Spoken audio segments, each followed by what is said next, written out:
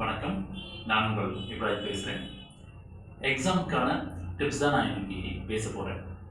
என்னென்னா, நிறைய குழந்தைகள் கேட்குற ஒரு கேள்வி என்னென்னா, எக்ஸாம் டைமில் போனால் மறந்து போயிடுது அப்படின்னு சொல்கிறாங்க. நல்லா ப்ரிப்பேர் பண்ணுறோம், ஆனால் எக்ஸாமில் போனால் மறந்து போயிடுது அப்படின்றாங்க.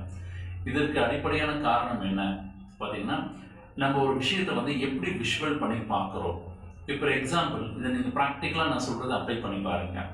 இப்போ வீட்டில் இருக்கீங்க, இப்போ உங்கள் மனசு ரொம்ப சந்தோஷமான நிலைக்கு போகணும் அப்படின்னா, உங்கள் லைஃப்பில் நடந்த ஒரு சந்தோஷமான விஷயம், உங்கள் பர்த்டே செலிப்ரேஷனாக இருக்கலாம், இல்லை நீங்கள் டூருக்கு போயிட்டு வந்த விஷயமா இருக்கலாம், இல்லை உங்களுக்கு ஏதாவது அப்ரிசியேஷன் கொடுத்து அவார்டு கொடுத்த விஷயமா இருக்கலாம்.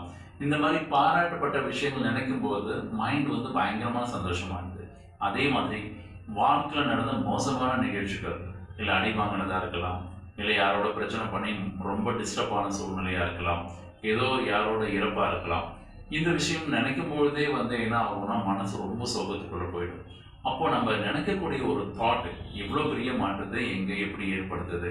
ஸோ அப்போ அதே மாதிரி தான் நீங்கள் வீட்டில் உட்காந்து ப்ரிப்பேர் பண்ணும்போது, இல்லை சாதாரணமாக கிளாஸில் ஒரு மிட்டம் டெஸ்ட் வைக்கும் போதோ, இல்லை ஒரு ஆஃபர்லி எக்ஸாம் வைக்கும் போதோ, அந்த எக்ஸாம் ஹாலில் இல்லை வீட்டில் உட்காந்து நீங்கள் ப்ரிப்பேர் பண்ணிவிட்டு நீங்கள் ரிட்டர்ன் எக்ஸாம் மாதிரி எழுதும்போது, உங்கள் மைண்டில் ஒரு எக்ஸாம் ஹாலில் உட்காந்து நான் இப்போ எழுதிட்டு இருக்கேன், இது எனக்கு ரொம்ப கம்ஃபர்டபுளாக இருக்குது, என்னால் பெஸ்ட்டாக இதை நான் பண்ண முடியுது.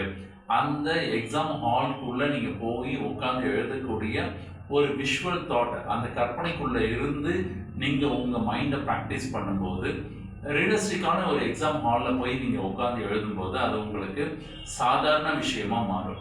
உங்கள் மைண்டுக்கு நீங்கள் என்ன ப்ராக்டிஸ் கொடுக்குறீங்களோ அந்த ப்ராக்டிஸ் உங்களை எக்ஸ்ட்ராடனரியான பர்ஃபார்மன்ஸை செய்ய வைக்கும். இதை ப்ராக்டிஸ் பண்ணி பாருங்கள். உங்களோட அனுபவத்தை கமெண்ட்ஸில் பதிவு பண்ணுங்கள். இது யாருக்கு யூஸ்ஃபுல்லாக இருக்குன்னு நினைக்கிறீங்களோ அவங்களுக்கு ஷேர் பண்ணுங்கள். நம்மளோட சேனல் இன்னும் சப்ஸ்கிரைப் பண்ணாமல் இருந்தீங்கன்னா சப்ஸ்கிரைப் பண்ணிக்கோங்க. Thank you so much.